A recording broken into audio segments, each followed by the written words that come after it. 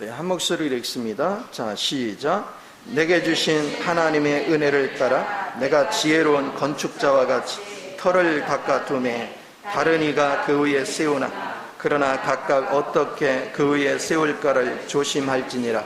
아멘. 하나님의 견고한 터라는 제목으로 같이 은혜를 나누고자 합니다. 제가 항상 여러분한테 얘기하지만 신앙생활은 내가 단순하게 예수 믿고 구원받고 천국 가고 그런 게 아닙니다. 하나님께서 우리를 구원하신 것은 하나님의 목적을 이루기 위해서 구원하신 거예요. 그러니까 내가 구원을 받아놓고도 하나님의 목적에 연결되어 있지 않다면 하나님 앞에 아무 쓸모가 없어요. 유용성이 없어. 물론 구원이 없어지는 건 아니에요. 그렇지만 기왕에 구원받았으면 하나님께 쓸모가 있어야지. 이것을 우리가 잘 알아야 돼요.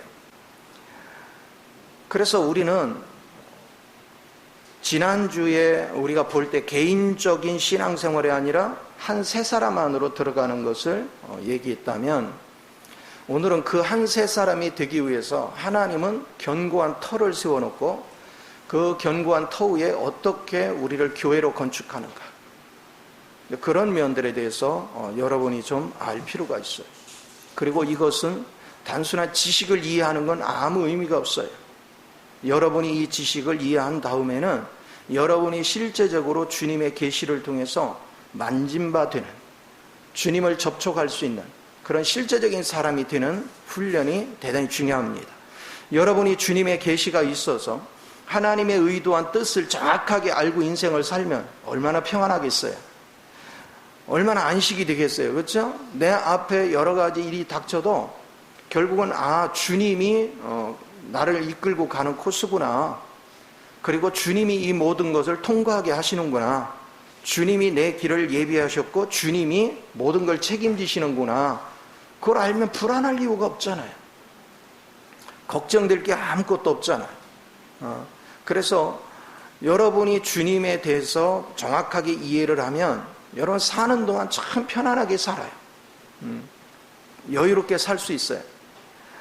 우리는 아무리 여러분이 막 풍족하게 가졌어도 마음 졸이며 사는 사람 엄청나게 많아요.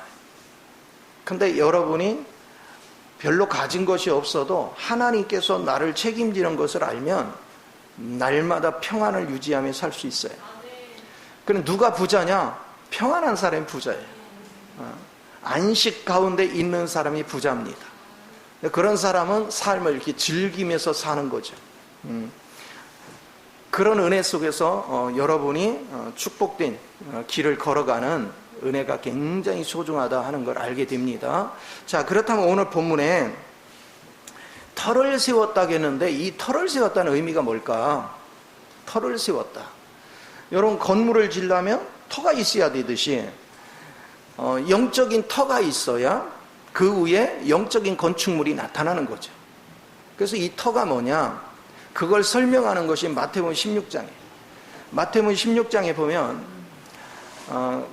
가이사랴 빌립보 지역으로 제자들과 더불어 예수님이 가실 때 주님께서 질문을 하죠. 야, 사람들이 나에 대해서 뭐라고 하니?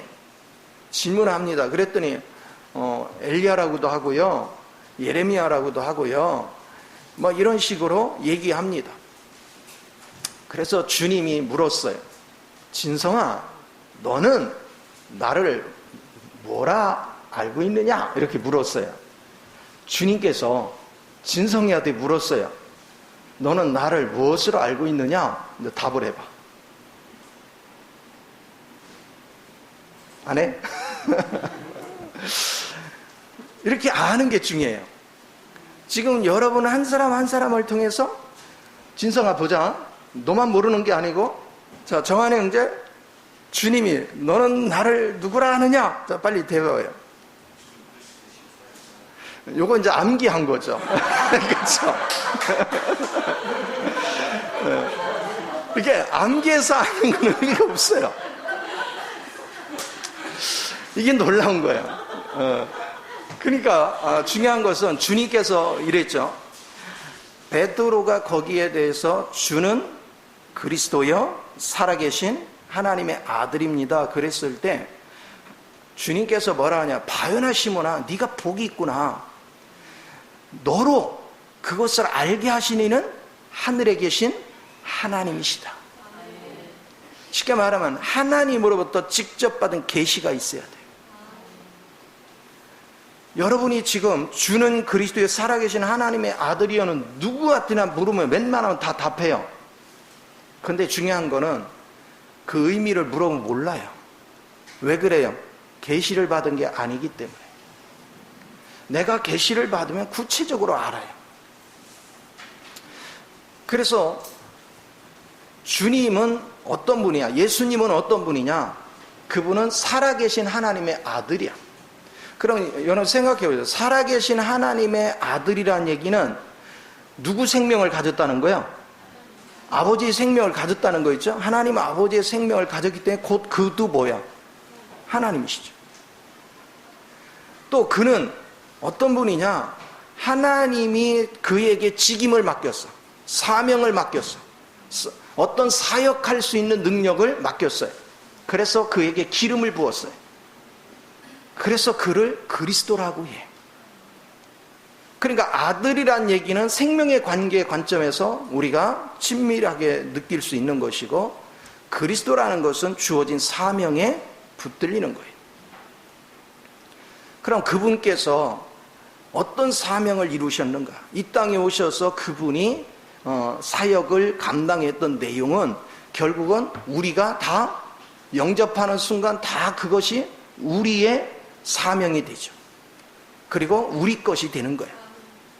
자, 이 사실을 여러분이 분명히 알아야 돼요. 그러면 신앙생활을 하면서 내가 예배당들을 열심히 밟고 다녔지만 그리스도께서 이루신 세계를 내가 명확하게 이해를 하고 그 길에 순종하면서 여러분이 살아갈 때 여러분은 자연스럽게 그분의 성분으로 내 안에 채워지겠죠. 왜? 그분이 이루신 세계가 내 안으로 들어오면 내가 그분과 연합이 돼버려요. 그래서 주님이 반석이라면, 그리스도가 반석이라면 그리스도를 순종하면서 그분을 누리고 그분으로 짜여져 가면 여러분은 산돌이 되는 거예요. 반석 위에 뭐를 세우리니? 하나님의 교회를 세운대요. 그러면 여러분들은 산돌이 돼서 하나님의 교회로 건축되는 거예요. 그러면 하나님의 교회는 주님의 인격 안에서 건축됐기 때문에 건물이 아니에요. 이런 벽돌이 아니에요. 여러분이 교회 간다고 할 때 교회는 이 건물이 아니야. 바로 그리스도의 계시 안에서 그리스도가 누군지를 아는 사람, 그런 사람의 공동체가 모여 있는 거죠. 그들은 철저하게 그리스도 영으로 인해서 살아가는 그런 사람들이에요. 그리고 그리스도의 완성한 그 길을 순종하는 것이 결국은 건축물이 돼 가는 거예요. 끊임없이 여러분은 건축물이 돼 가요. 그래서 그리스도를 정확하게 우리가 이해하는 것은 대단히 소중합니다. 근데 안타깝게도 오늘날 많은 사람들이 신앙생활을 어떻게 하느냐? 내가 계시를 통해서 그분을 친히 느끼고 만지고 누리는 거에 관심 있는 게 아니라 그냥 지식을 공부해요. 여러분이 10년, 20년, 30년을 지식을 공부해도 그거는 교회가 될 수가 없어요.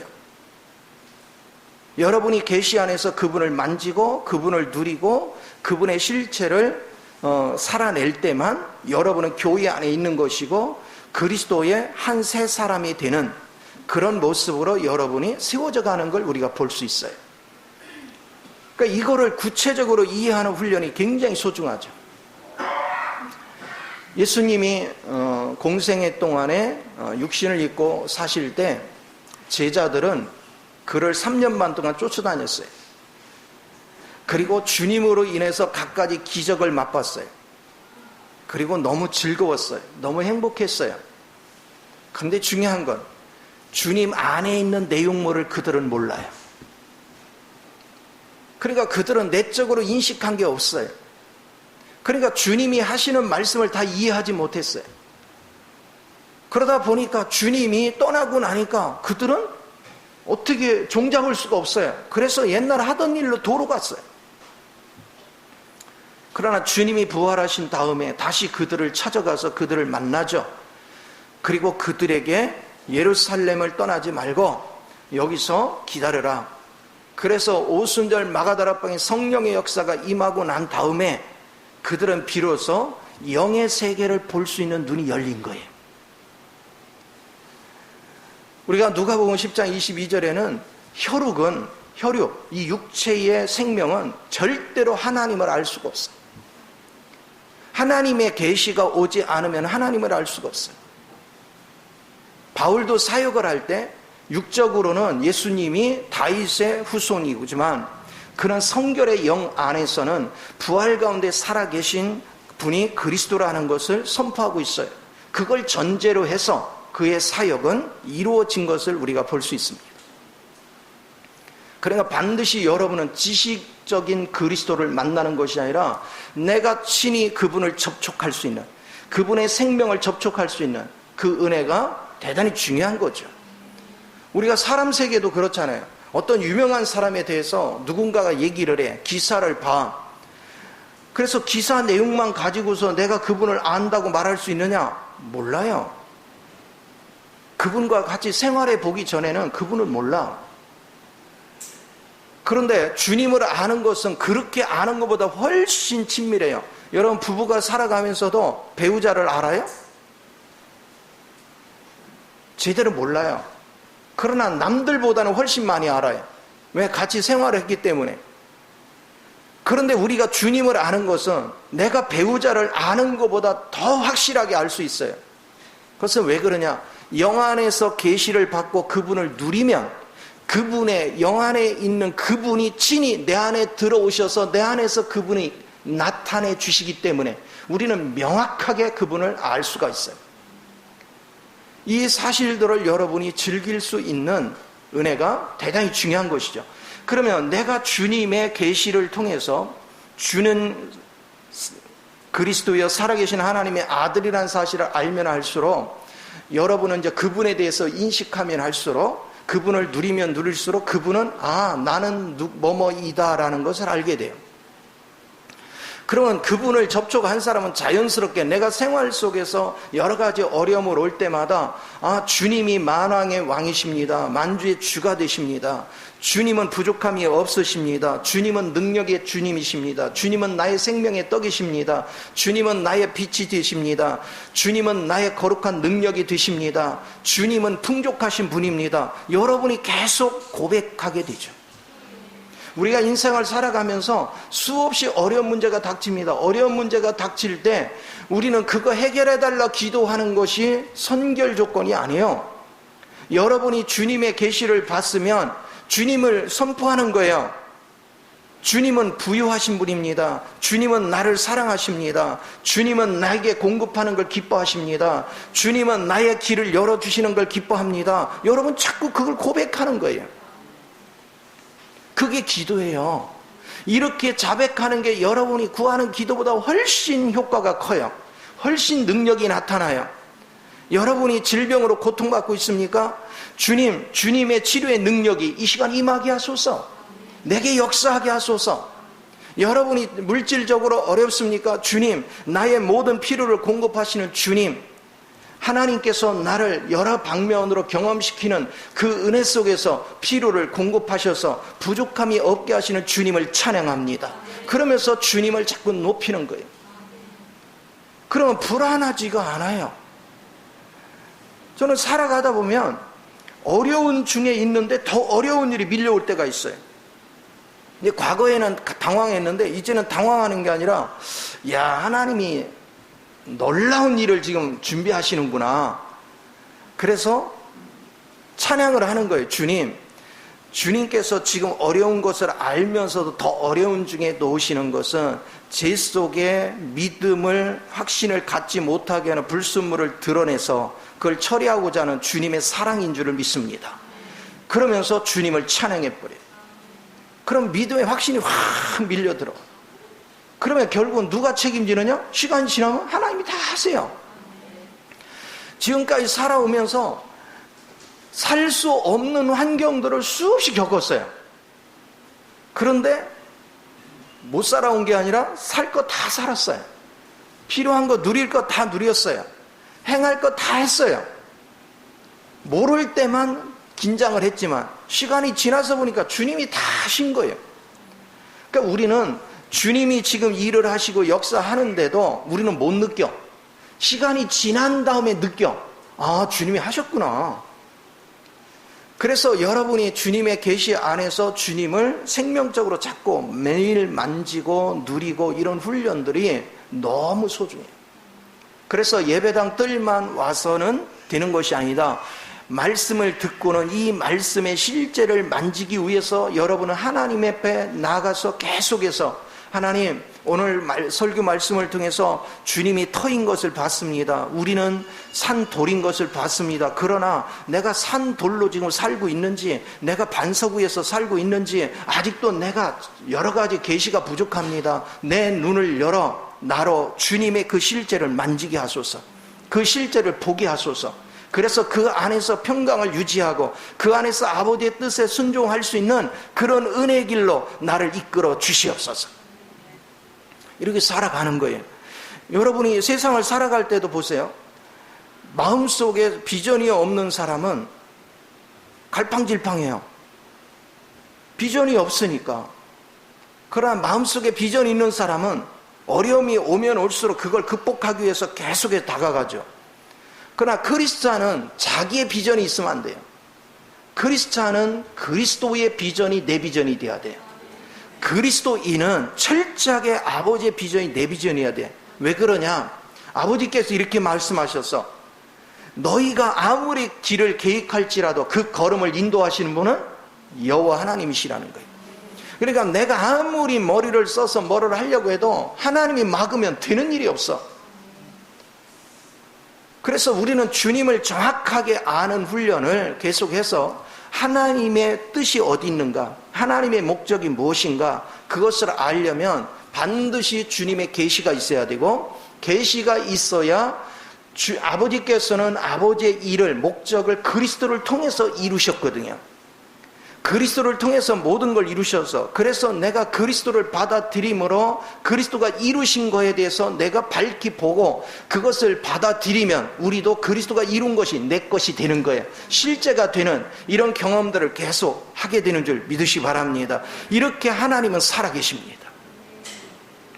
그래서 성경을 보면 여러분들이 항상 잊지 말아야 될 것은 성경의 모든 하나님이 쓰는 인물들은 하나님의 계시를 통해서 명확했어요. 바라보는 세계가 명확했어요. 아브라함도 하나님이 보여준 거에 대해서 명확했어요. 목적의식이 분명했어요. 처음에는 몰랐지만 하나님이 알려주는 거에 대해서 명확했어요. 가나안 땅의 의미가 정확하게 알아졌고 그는 아들의 의미가 무엇인지를 정확히 알고 인생을 살았어요. 우리가 성경에 보면 요셉을 통해서도 알게 됩니다. 요셉은 참 고단한 인생을 살았죠. 약 13년 동안 그는 굉장히 고단한 인생을 삽니다. 그리고 형들은 보면은 막 간음질을 하는 형들, 살인하는 형들, 그런 속에서 그는 얼마든지 오염될 수 있어요. 그러나 그의 마음속에는 하나님이 주신 비전이 있었어요. 그러니까 그는 흔들리지를 않았어요. 고난 속에 들어가서도 그는 그 고난을 주목한 게 아니에요. 자기 육신을 주목하지 않았어요. 그 가운데서도 하나님을 계속 주목했어요. 하나님이 내게 준 비전을 계속 주목했어요. 보디발의 집에서나 감옥에서나 계속해서 억울한 누명을 쓰기도 하고 억울한 일을 당해도 그는 그걸로 인해서 마음 상하지 않고 하나님께서 이 환경에 나를 넣은 목적이 뭘까? 하나님이 이곳에서 나를 통해서 얻고자 하시는 게 무엇일까? 무엇을 성취하기를 원하실까? 그걸 계속 구사한 거예요. 그러면서 결국은 그가 총리가 되고 나니까 그 다음에 이제 하나님의 지혜를 가지고 애굽을 다스리잖아요. 그래서 기근이 올 때 배고픈 자들이 오면 그들에게 모아놨던 쌀을 퍼주고 나중에는 이제 다 바닥이 떨어지니까 뭐 했습니까? 이제는 토지를 골고루 분배를 해줘. 전부 다. 그리고 세금은 어떻게 내라. 이런 것들을 전부 다 안배를 해요. 그래서 평등한 사회를 만들어가는 그런 요셉의 모습을 봅니다. 그것은 앞으로 천년왕국에서 이루실 그리스도의 통치의 모습을 우리에게 보여주고 있는 거예요. 여러분 마음속에 주를 향한 주님 안에서 갖는 비전이 있으면 여러분은 모든 시련을 이겨요. 그런데 오늘날 신앙생활하면서 시련 가운데 견디기 힘들어하는 이유는 계시가 없어서 그래요. 주님이 나를 통해서 하시고자 하는 계시, 그리고 우리는 단체 속에서 하나님의 역사가 어떻게 이루어지는 것에 대해서 분명한 계시가 없기 때문에 우리는 개인주의로 흘러. 우리가 그리스도를 영접하는 순간 그리스도 안으로 집어넣기 때문에 우리는 개인이 아니라 단체거든요. 그럼 단체 안에서 하나님은 우리의 모든 눈을 열어서 그 단체 안에서 누리게 만드는 것인데, 그것을 알기 위해서 여러분은 보좌에 엎드려 그 계시가 임하기를 사모하고 기도해야 될 줄 믿으시 바랍니다. 이렇게 되어질 때 여러분 삶이 자꾸 풍요로워져요. 주님 안에서 이 즐거움을 누릴 줄 아는 것이 얼마나 중요한지 몰라. 그런가 하면 모세도 생각해 보세요. 하나님이 시내산에 그를 불러가지고 식양을 보여주면서 이거에 맞도록 성막을 지라. 그것은 뭐예요? 교회를 건축하는 원리를 가르쳐 준 거죠. 하나님께서 그에게 부르셨고 하나님이 그를 파송했고 하나님께서 그에게 능력을 줘서 이스라엘 백성을 애굽에서 구원시키고, 그리고 시내산에서 하나님의 식양을 주어서 정확하게 성막을 어떻게 건축하는 원리를 가르쳐주고, 그리고 이 백성들을 어떻게 이끌어가라, 어떻게 세워가라, 그거를 분명히 보고 그 길을 간 거죠. 목적 없이 이스라엘 백성을 이끌고 간 게 아니야. 하나님께서 그들 한 사람 한 사람을 어느 길로 이끌어 가기를, 어떤 계획 속에서 하나님이 그들을 구원하는지를 그걸 정확히 보게 했고, 그리고 그거에 자신을 헌신했더니 하나님이 권세를 주고 능력을 줘서 그 일을 이룰 수 있도록 만들어 가신 것을 우리는 볼 수 있어요.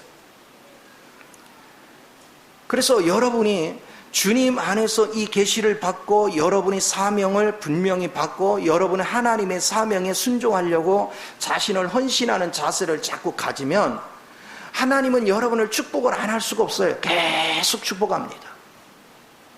축복의 첫 번째는 뭐예요?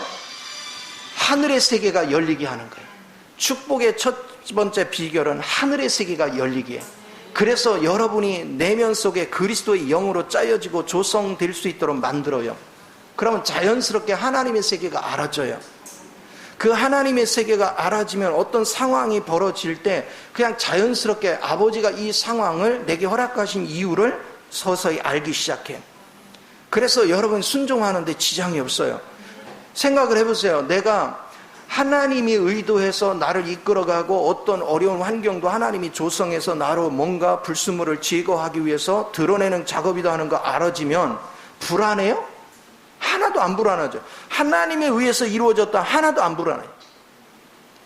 그런데 때로는 하나님의 계시가 없으면 무슨 일이 닥치면 내가 마귀한테 속는 건지 이게 하나님의 뜻인지 막 분별이 안 되니까 조마조마하고 불안해하고 고통을 받는 거예요. 주님의 계시 안에서 즐길 줄 아는 그 은혜가 얼마나 여러분을 복되게 하는지를 깨달아야 될 줄 믿으시기 바랍니다. 그래서 바울도 보면 갈라디아서 1장 15절에 자기 속에서 하나님께서 뭔가를 나타내셨다는 거예요. 하나님의 계시 어떤 거를. 바울이 그런 하나님을 느낄 수 있었던 건 무엇입니까? 그것은 다메섹 도상에서 하나님의 큰 빛을 어느 날 본 거죠. 그 빛을 보는 순간 그의 인생은 180도 바뀌어버렸죠. 그래서 그는 곳마다 복음을 전하는 곳마다 다메섹 도상에서 일어났던 자기가 체험했던 주님에 대해서 계속 선포하는 거예요. 계속 나타내는 거예요. 그리고 시간이 갈수록 그 주님을 그가 누리면 누릴수록 그분에 대해서 세밀하게 알아졌어. 그래서 그는 그분이 생명의 떡이다. 그분이 나의 인도자다. 그분이 나의 능력이다. 그분이 나의 권세다. 그걸 계속 외쳐요. 그걸 외치면 일수일수록 바울은 무엇을 느꼈습니까? 아, 나를 십자가의 날마다 넘기고 그리스도를 나의 주로 인정하고 그분을 살아낼 때만 그분께서 나의 길을 인도해 가시는구나. 그분이 내 길을 열어주시는구나. 그걸 날마다 깨닫는 거예요. 그걸 날마다 즐기는 거예요. 여러분이 그런 하나님을 즐길 줄 아는 것, 그것이 하나님의 은혜입니다. 그래서 여러분의 주님의 계시 안에서 주의 인도를 받는 사람은 땅의 지혜로 사는 게 아니라 하늘에서 내려오는 하늘의 지혜로 사는 거예요. 하늘의 지혜를 땅의 지혜가 무슨 재주를 이기겠어요? 우주를 다스리고 통치하시는 하나님의 지혜가 세상의 모든 지혜를 제압하고도 남지요. 그래서 여러분이 하나님의 지혜로 살면 여러분은 결코 무너짐이 없어요. 결코 실패함이 없어요. 그 주님으로 인해서 즐기는 법을 계속 보는 거예요. 저도 이렇게 지난 시간을 가만히 보면요, 너무 큰 문제가 하나 생겼어. 그래서 이제 이걸 놓고 이제 하나님께 기도하는 거예요. 하나님, 이 문제 해결해 주셔야 뭣도 하고 이렇게 이제 내가 열심히 설명을 해드려. 우리 하나님 잘 못 깨달을 것 같아서 내가 아주 자세히 설명을 해드려. 그러면 우리 하나님 문제를 더 큰 걸 또 줘. 그러면 이제 막 이제 내가 악을 써가며 이제 기도를 해. 악을 써가며. 그러면 또 문제 하나가 또 터져. 아니, 지금 첫 번째 문제도 감당이 안 되는데 두 번째 문제, 세 번째 문제가 오면 이제 어이가 없어서 기도가 안 돼. 한숨만 계속 쉬어. 그런데 놀라운 일이 벌어져. 한숨만 쉬고 하나님만 바라보고 있는 그때에, 내가 하나님의 의도를 아느려고 하는 게 아니라 내 계획 속에서 내 욕심을 가지고 뭔가를 성취하려고 내가 하고 있구나. 그러면 내가 하나님 노릇하려고 했구나. 그게 자꾸 느껴져 오는 거예요. 그러니까 자동으로 뭐가 나와? 대성통곡하는 거죠. 회개의 영이 일어나기 시작해요.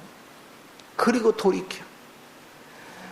그래서 하나님과 관계가 딱 회복되고 나면 신기할 정도로 언제 그런 애들이 문제가 싹 풀려. 아니, 풀릴 조건이 아무것도 없어. 근데 자연스럽게 문제가 해결이 되는 거예요. 이거를 제가 수없이 경험했어요. 그래, 이거를 경험했는데 얼마나 미련했으면 한 번 경험해서 말귀를 알아들여야 되잖아. 다음번에 이 일이 오면 또 여지없이 애갈 못 꺼내래.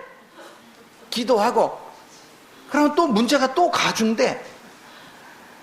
이거를 또 하다 보면 이제 나중에 이제 또 하나님께 한숨 쉬고 있으면 또 하나님이 이렇게 내 속에 처리되지 않은 것들을 이렇게 드러내줘. 그럼 그게 이제 회개가 일어나고 통곡하면서 하나님께 회개하고, 그러면 피로 씻음을 받고 나면 어느 순간 또 문제가 싹 해결이 되고, 이런 과정들을 수없이 겪어. 그런데 중요한 거는요, 이 문제에 대해서 하나님이 해결을 해줬는데 나는 그 당시에 회개한 것밖에는 없는데, 문제 해결해주고 일정 시간이 지나면 하나님이 어떤 목적을 가지고 나를 다스려 왔는지를 보기 시작해. 그때는 몰랐어. 그때는 문제 해결만 즐거웠지. 그러니까 시간이 지나면서 하나님께서 나를 어떤 목적을 가지고 다스렸구나. 나를 써야 되겠는데 불순물이 가득 찼고, 나를 써야 되겠는데 하나님 말귀도 못 알아듣고, 인도를 받을 줄 모르니 나를 하나님이 다스리고 통치하기 위해서는 말귀를 알아듣게 만들어야 돼. 그걸 조성하기 위해서 환경을 계속 조성하신 것을 우리가 볼 수 있어요. 이걸 이제 한 20년 넘게 겪고 나니까 이제는 그냥 끽소리도 안 해. 무슨 반응이 오면 뭐지? 하나님 요번에는 또 뭘 하시려고 그러지? 그러면서 이제 끽소리도 못하는 그런 사람으로 바뀌었어요. 전에는 내가 똘똘해가지고 막 하나님께 논리적으로 따져요. 하나님, 이건 이렇고 이거 이렇게 한데, 하나님을 아주 부지런히 내가 강의를 해. 그러나 우리 하나님 듣지도 않아. 여러분도 지금 그럴 거야. 그래서 여러분들이 하나님께서 여러분을 조금 힘들게 하거나 뭐 하면은, 어떻게 하나님이 사랑이시라며 그럴 수가 있어, 이렇게 하잖아요. 그렇죠? 그거 여러분 주특기잖아. 우리는 하나님을 모르기 때문에 함부로 하나님 앞에 대해요. 함부로 하나님 앞에서 우리는 살아요. 그래서 이거를 여러분이 깊이 인식하는 이 훈련은 너무나도 중요한 것이죠. 자, 그렇기 때문에 여러분은 주님의 빛이 넘쳐나야 돼. 주님의 빛이 여러분에게 강하게 역사를 하여 하나님이 누구신지, 그리스도가 누구신지, 그리스도를 통해서 아버지가 이루신 것이 무엇인지, 그리고 내가 거기에 깨닫고 순종을 할 때 그 이루신 완성된 것들이 어떻게 내게 역사하는 것인지, 그것이 구체적으로 알아지고 만져지고 느껴져. 그럼 삶이 얼마나 풍요로워지겠어요? 얼마나 여유가 있겠어요?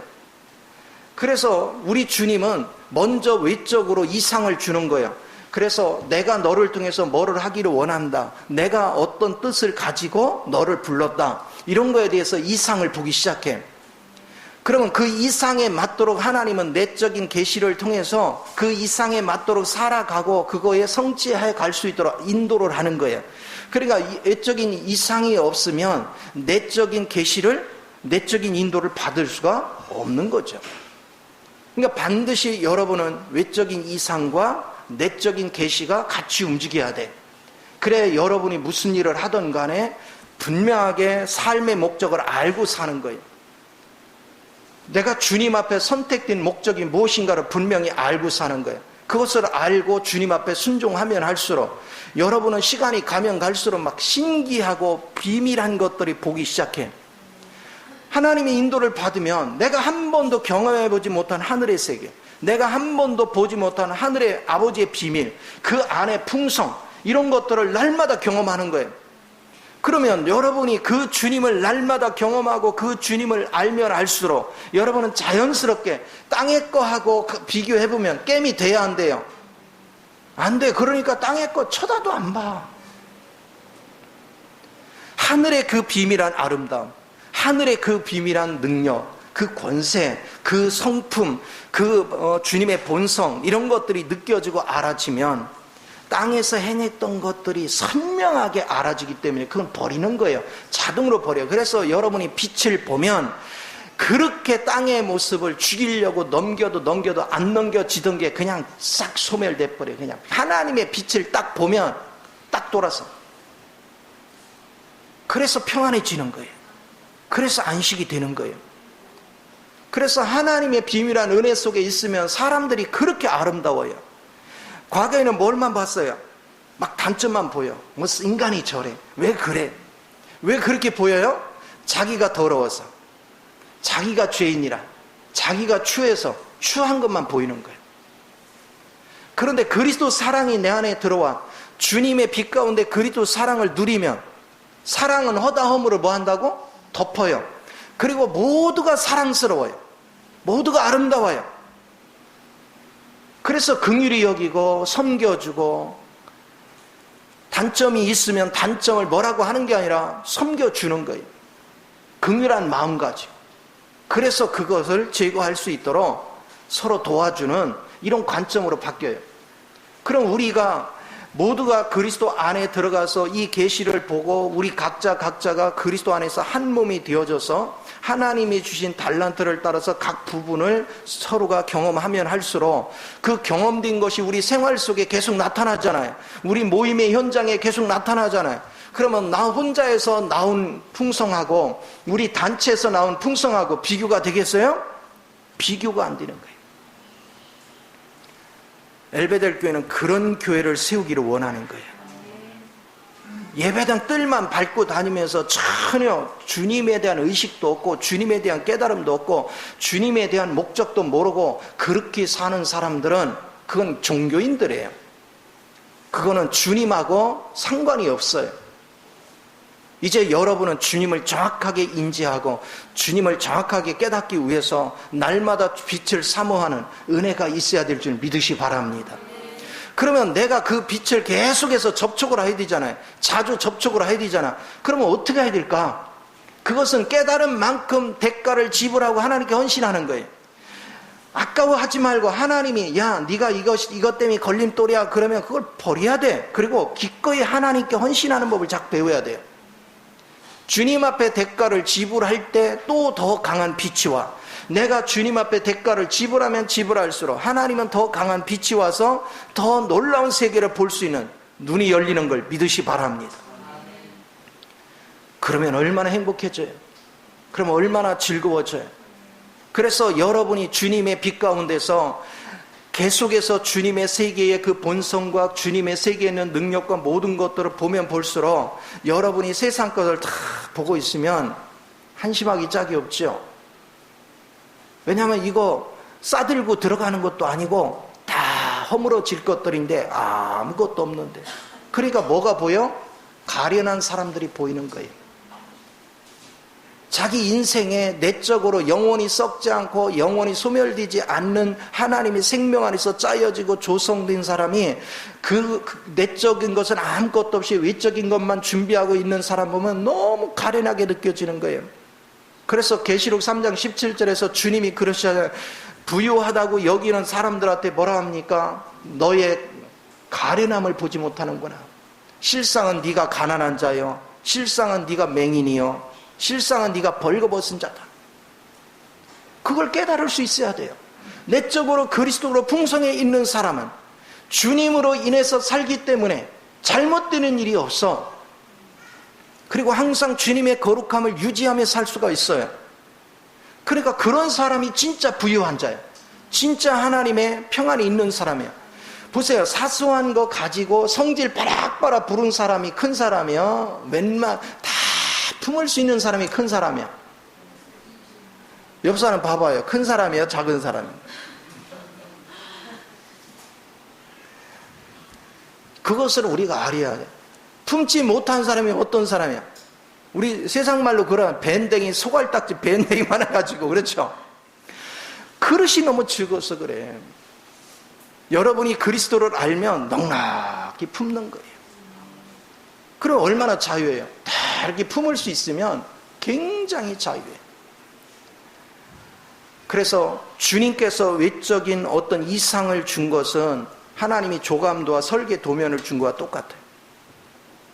그리고 그거를 실제적으로 실행에 들어가고 공사에 들어가려면 거기에도 손재주가 있어야 되고 그 일머리를 알아야 돼. 그렇죠? 그것이 내적인 인도를 하는 거예요. 끊임없이 성령 안에서 인도를 해줘. 그러면 여러분이 그걸 성취해 갈 때마다 얼마나 신비하냐고요. 아니, 건물을 하나 줘도 건물이 층수가 올라가면 올라갈수록 막 기대감이 넘치잖아요. 완성돼 가면 갈수록 더 막 확신이 차고. 그러면 주님 안에서 내가 보지 못한 세계를 봤고 그 세상과 비교할 수 없는 그 풍성한 것을 내가 봤는데 그것이 내 안에 짜여지고 조성돼 가면 갈수록 여러분 마음이 어떻겠어요? 얼마나 행복하겠어? 얼마나 즐겁겠어요? 저는 그 주님을 즐기는 거를 이제 맛본 거야. 그래서 성경을 읽으면 그런 관점에서 다 보여, 이제. 야, 우리 성경이 참 신비합니다. 내가 율법에 잡혀 있으면 다 율법적으로 보입니다. 생명에 깨어 있으면 생명으로 다 보입니다. 그리고 하나님의 경륜의 세계에 대해서 눈이 열리기 시작하면 전부 다 그런 시각으로 보입니다. 그래서 더 아름다운 세계로 나아가. 그렇기 때문에 바울이 그 얘기를 한 거예요. 에베소 1장에 15절 이하에서 그럽니다. 하나님이여 저들에게 지혜와 계시의 영을 주어서 하나님의 부르심의 소망이 뭔지를 알게 하시고 그 기업의 풍성의 영광을 보게 하소서. 그리스도 안에 있는 그 능력으로 이끌어 주시는 주님에 대해서 눈을 뜨게 하여 주시어서 부활의 하나님, 초월의 하나님, 정복의 하나님, 다스리는 하나님의 그 능력을 입어 세상에 있는 모든 사람들에게 오늘 교회를 통해서 그리스도를 보여주게 하소서. 나타내소서. 천사들까지도 깜짝 놀랄 정도로 그리스도 안에 있는 이 비전을 오늘 교회를 통해서 세상에 표현되게 하소서. 그 기도를 바울은 한 거예요. 오늘 저와 여러분도 신앙생활 하면서 예배당 뜰만 제발 밟지 말자. 그 주님을 정확하게 아는 은혜가 대단히 중요한 줄 믿습니다.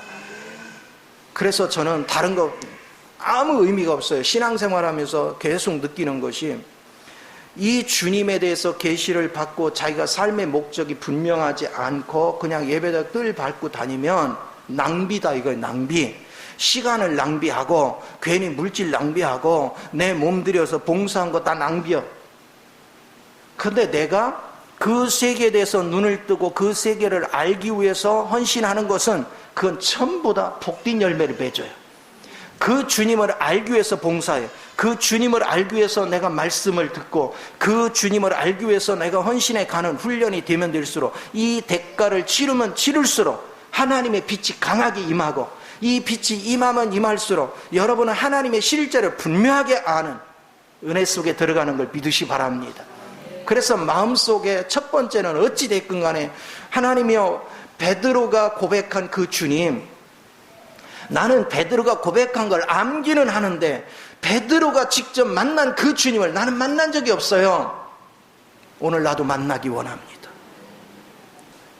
나도 그 주님을 만나서 왜 그분이 주는 그리스도의 살아계신 하나님의 아들이라는 이 고백의 의미가 뭔지를 나도 밝히 보게 하소서. 그게 기도 제목이 돼야 돼요. 다메섹 도상에서 바울이 주님을 만나고 나서 주님의 빛 가운데 거하고 나서 바울의 인생이 완전히 바뀌었습니다. 하나님, 나는 믿은 지가 오래됐음에도 불구하고 바울과 같이 완전히 전환된 그런 인생을 살지 못하고 지금 몇십 년을 믿었는데도 여전히 땅의 걸 추구하고 살고 있습니다. 하나님, 나를 긍휼히 여기시고 오늘 바울을 만나주셨던 그 주님이 내게도 임하소서, 내게도 역사하소서. 그래서 나도 그 빛을 보고 그 빛 가운데서 내가 가야 될 길을 보게 하소서. 그거를 위해서 기도해야 돼요. 주님 앞에서 끊임없이 우리가 기도해야 되는 것은 성경의 인물들이 어떠하면 제3자가 아니라 우리 주님이 대표적으로 그들을 기록해 놨을 때 하나님 뭐예요? 너도 그렇게 되기를 원한다. 그러나 그렇게 안 됐냐? 그러면 주님의 계시를 구해라. 주님이 역사하기를 구해라. 왜냐하면 주의 영이 아니고는 결코 주님을 몰라요. 또 예수 그리스도에 대해서 아버지 외에는, 하나님 아버지 외에는 제대로 아는 자가 아무도 없어요. 그러니까 하나님 아버지가 계시를 해줘야 누구나 알 수 있어요. 머리로는, 육으로는 절대로 이해할 수 없어요. 그분의 영이 역사를 할 때 그분을 정확하게 아는 그 은혜를 누리게 됩니다. 여러분은 요즘 말세지말이라고 자꾸 얘기합니다. 그리고 세상이 얼마나 기후변화가 심한지, 오늘 아침에도 보니까, 방송을 보니까 미국의 서부 지역이 완전히 곡창지대잖아요. 미국 땅덩어리 46%가 비가 안 와가지고, 그러니까 평상시에 와야 될 비의 20%밖에 안 왔어요. 그래서 막 다 말라 비틀어져 가는 거예요. 심각해. 보통 심각한 게 아니에요. 지하수 뽑아서 겨우 유지하지만 그것도 이제 한계에 왔어. 그런데 이게 미국만 그런 게 아니야. 중국도 가면 갈수록 사막화되고 미국도 사막화가 돼가고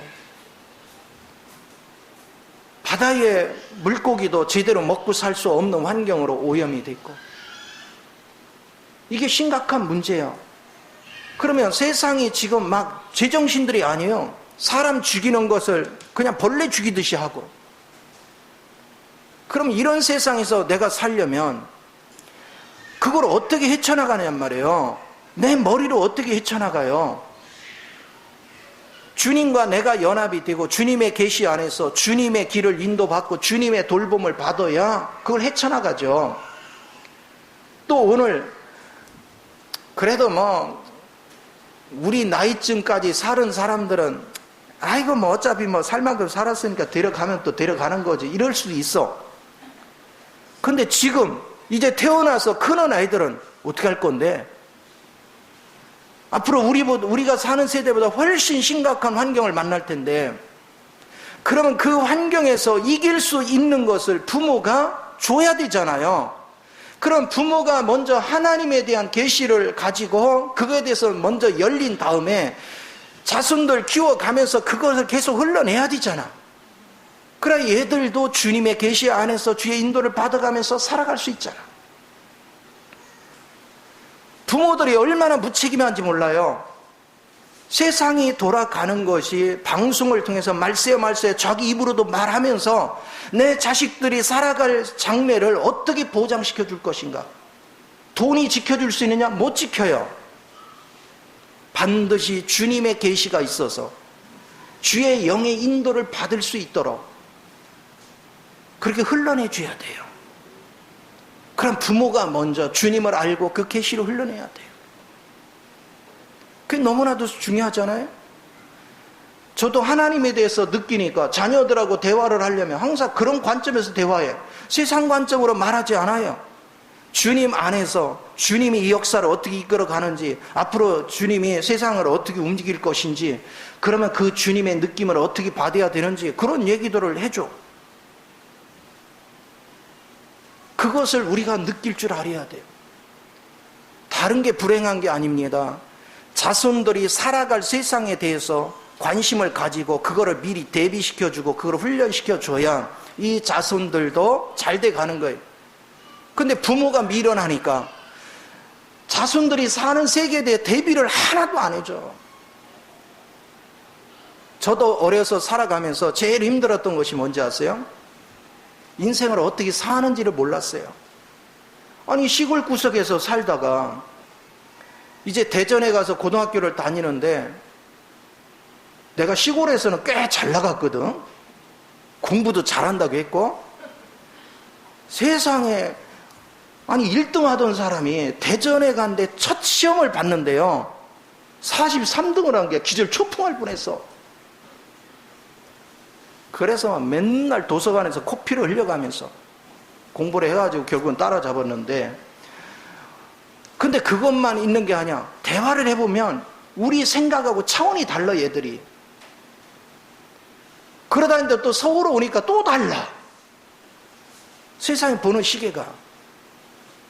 근데 그거는 세상 안에서 이렇게 넓은 세상에 와도 달라지는데, 영적 세계는 비견할 수가 없지요. 여러분이 영적인 눈이 열려서 주님의 계시가 열리지 않으면 앞으로 장래에 내 자녀들을 어떻게 할지 몰라요. 우리 인생이라는 게 뭔지 아세요? 내가 살아온 길을 가는 게 아니에요. 세상은 반복된 역사가 있지만 세상에 발전하면서 내가 살아보지 않은 역동적인 세계를 계속 경험해야 돼요. 그러니까 그거 따라가다가 지치는 거예요. 못 따라간 사람 다 도태되는 거예요. 그래서 고생을 바가지로 하는 거야. 그러나 내가 영적인 비밀한 계시가 열려서 그리스도가 누군지, 그리스도를 통해서 하나님이 역사를 어떻게 이끌어 가는지에 대해서 여러분이 영적 눈을 뜨면 영원히 보장을 받는 거야. 그분의 영이 나를 인도해주면 영원히 보장받고, 그것을 내가 자녀들을 기르면서 자녀한테 생명을 흘러내므로 자녀들이 주님에 대해서 눈을 뜰 수 있는 기회를 빨리 제공해 주는 거예요. 이게 얼마나 소중해요. 아니 우리 손주들을 보니까 일본에 있는 우리 4살짜리 손주는요 일본어도 하고 영어도 하고 한국말로도 하고, 한국말로 하다가 할아버지가 기분 나쁘면 일본어로 해버리거나 영어로 해버려. 그만 끊으라 이거야. 더 말하기 싫으니까. 할 말이 없잖아. 또 가끔가다 중국말도 해. 왜 그래요? 부모가 어려서부터 그냥 습관적으로 자꾸 그렇게 다양하게 가르치니까, 아니 이해를 해요 그 단어를. 그냥 자연스럽게 몸에 배게 한 거야. 그러면 이것도 종말을 준비하는데 아무 유익이 없어. 세상 사는 데는 유익이 있지만, 그러나 가장 중요한 거는, 제가 이 얘기를 하는 건 어려서부터 부모가 영적인 계시가 열려서 영적인 바탕 위에서 생활 습관을 가지면 자녀가 그대로 물려받아요. 그래서 장래를 열어가는 거예요. 그러니까 제발 여러분들이 예배당 뜰만 왔다 갔다 하고 자기 그냥 기분 내키는 대로 가고 싶으면 가고 듣고 싶으면 듣고 말고, 그런 신앙생활 하지 말고, 기왕이면 내가 그리스도를 제대로 알자, 주의 인도를 제대로 받자, 그런 중심을 가지고 여러분이 내게도 분명한 계시가 와서 주님의 이상과 내적인 계시를 통해서 분명한 삶을 살기를 사모하는 그런 저와 여러분이 되기를 예수 이름으로 축원을 드립니다. 기도하겠습니다.